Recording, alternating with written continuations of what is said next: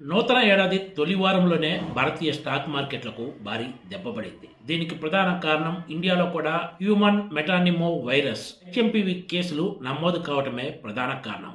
సోమవారం నాడు మార్కెట్లు ఫ్లాట్గా ఓపెన్ అయినా కూడా బెంగళూరులో ఇద్దరు చిన్నారులకు హెచ్ఎంపీవీ వైరస్ సోకినట్లు తేలటంతో మార్కెట్ సెంటిమెంట్ దారుణంగా దెబ్బతిన్నది. కరోనా పుట్టినలేని చైనాలో ఈ హెచ్ఎంపీవీ వైరస్ పెద్ద ఎత్తున వ్యాప్తి చెందినట్లు గత కొన్ని రోజులుగా వార్తలు వస్తున్న విషయం తెలిసిందే. ఇప్పటివరకు భారత్లో ఇలాంటి కేసులు లేవని భావిస్తూ వచ్చారు.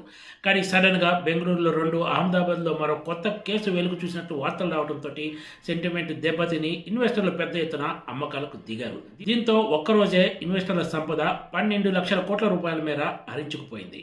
ఒకవైపు వైద్య రంగ నిపుణులు ఈ వైరస్తో ఎలాంటి ప్రమాదం లేదని 2001 నుంచి ఇది మనుగడలో ఉందని చెప్తూ ఉన్నా కూడా మార్కెట్ సెంటిమెంట్పై ఇవి పెద్దగా ప్రభావం చూపించలేకపోయాయని చెప్పొచ్చు. ఎప్పుడైతే బెంగళూరులో 2 కేసులు, అహ్మదాబాద్లో ఒక కొత్త కేసు వెలుగులోకి వచ్చిందని వార్తలు రావడంతో పెద్ద ఎత్తున స్టాక్ మార్కెట్లో అమ్మకాలు సాగాయి.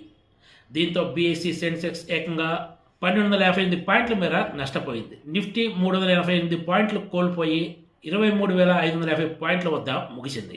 కేంద్రం కూడా రంగంలోకి దిగి హెచ్ఎంపీవీ వైరస్ విషయంలో ఎలాంటి ఆందోళన చెందాల్సిన అవసరం లేదని స్పష్టం చేసింది. మరోవైపు అన్ని రాష్ట్రాలు కూడా అప్రమత్తంగా ఉన్నాయి. వైద్య నిపుణులు మాత్రం ఇది కరోనా వైరస్ లాగా వ్యాప్తి చెందే అవకాశం లేదని, దేశంతో పాటు ప్రపంచవ్యాప్తంగా పలు ప్రాంతాల్లో ఈ వైరస్ ఇప్పటికే ఉందని తేల్చి చెప్తున్నారు.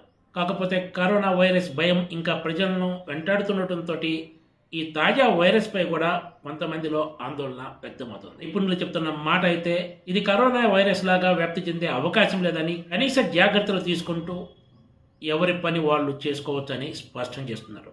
ఇక్కడ మరో కీలక విషయం ఏమిటంటే, ఎవరికైతే ఈ హెచ్ఎంపీవీ వైరస్ చేరిందో వాళ్ళకి ఎలాంటి ట్రావెల్ హిస్టరీ కూడా లేదు. అంటే ఇప్పటికే భారత్లో ఈ వైరస్ మనుగడలో ఉన్నట్లు కూడా స్పష్టమవుతుంది.